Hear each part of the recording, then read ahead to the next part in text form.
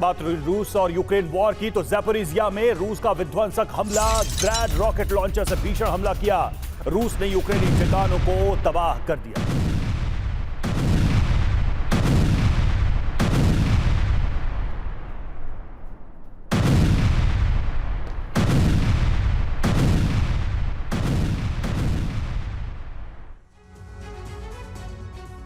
तो तीसरे विश्व युद्ध का काउंटडाउन शुरू हो गया है। महाविनाश का अब तक का सबसे बड़ा सायरन बज उठा है। यह सायरन तब बजा जब यूक्रेन ने स्टॉर्म शैडो मिसाइल और ड्रोन से रूस के 10 प्रांतों को दहला दिया। यूक्रेन ने रूस के अंदर अब तक का सबसे बड़ा काउंटर अटैक उस वक्त किया जब ब्रिटेन के नए प्रधानमंत्री स्टॉर्मर ने ऐलान कर दिया कि यूक्रेन ब्रिटिश स्टॉर्म शैडो से रूस में कहीं भी हमला कर सकता है। इसी के बाद यूक्रेन ने रूस में महावज्रपात किया। सवाल यही है कि क्या रूस में यह विध्वंस तीसरे विश्व विनाश का सबसे बड़ा कारण बनने जा रहा है? रूस में यूक्रेन ने अब तक का सबसे बड़ा हमला कर दिया है।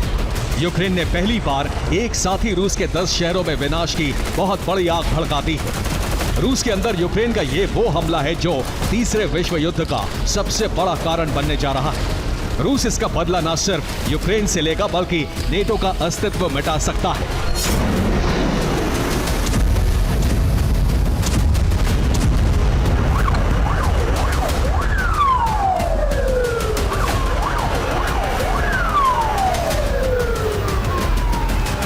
रूस के 10 शहरों में एक साथ उसी वक्त धमाके हुए। रूस की धरती उस वक्त पूरी तरह से दहल गई जिस वक्त अमेरिका की राजधानी वॉशिंगटन में नेटो की समिट हो रही थी।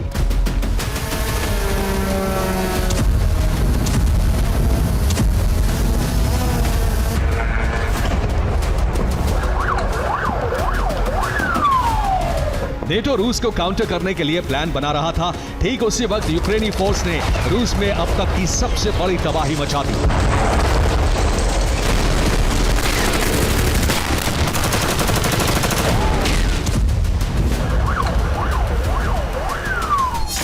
समिट के बाद ब्रिटेन ने यूक्रेन को स्टॉर्म शैडो मिसाइल से रूसी धरती पर हमले करने की छूट दे दी है। अमेरिका और नेटो यूक्रेन को ATACMS मिसाइल से भी हमला करने की छूट देने पर विचार कर रहे हैं। ब्रिटेन के नए प्रधानमंत्री कीर स्टारमर ने कह दिया है कि यूक्रेन स्टॉर्म शैडो मिसाइल से रूस के अंदर सैन्य ठिकानों पर हमले कर सकता है। यूक्रेन ब्रिटिश मिसाइल का इस्तेमाल जिस तरह से करना चाहे कर सकता है।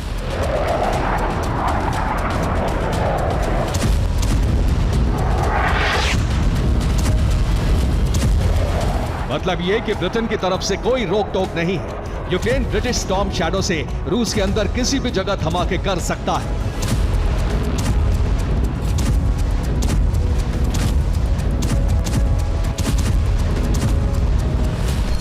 नेटो के नए आशीर्वाद और ब्रिटेन की छूट के साथ ही ज़ेलेंस्की और उनकी सेना के हौसले बुलंद हो गए हैं।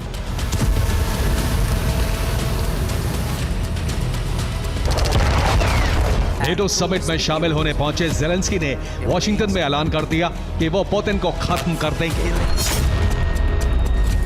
तो ज़ेलेंस्की की सेना ने रूस की धरती को जलाना शुरू कर दिया।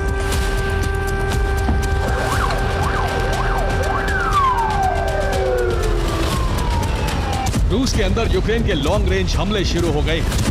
यूक्रेन ने 24 घंटे के अंदर रूस में जिस तरह के हमले किए हैं वो रूस के अंदर यूक्रेन का सबसे बड़ा हमला माना जा रहा है।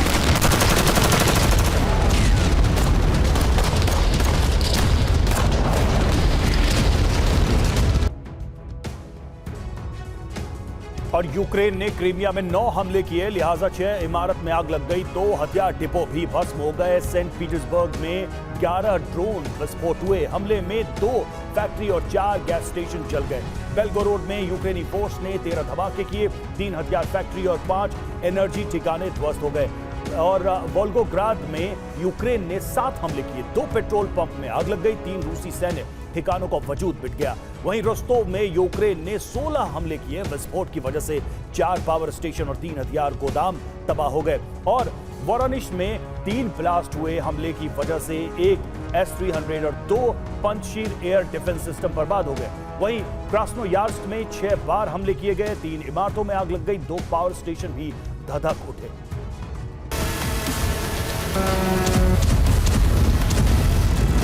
यूक्रेन ने सिर्फ रूस के अंदर ही बड़े हमले नहीं किए, बल्कि युद्ध के मैदान में भी रूसी सेना को बड़ा जख्म दे दिया। युद्ध के मैदान में यूक्रेन ने जिस तरह से काउंटर अटैक किया, उससे रूसी सेना को बड़ा झटका पहुंचा है।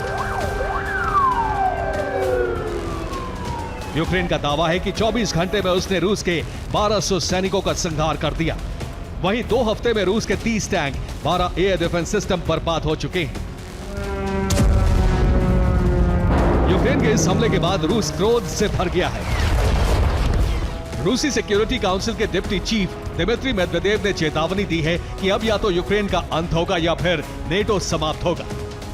पुतिन और उनकी सेना ने नेटो के खिलाफ ऑपरेशन शुरू करने की तैयारी भी तेज कर दी है। रूस का पहला टारगेट है ब्रिटेन।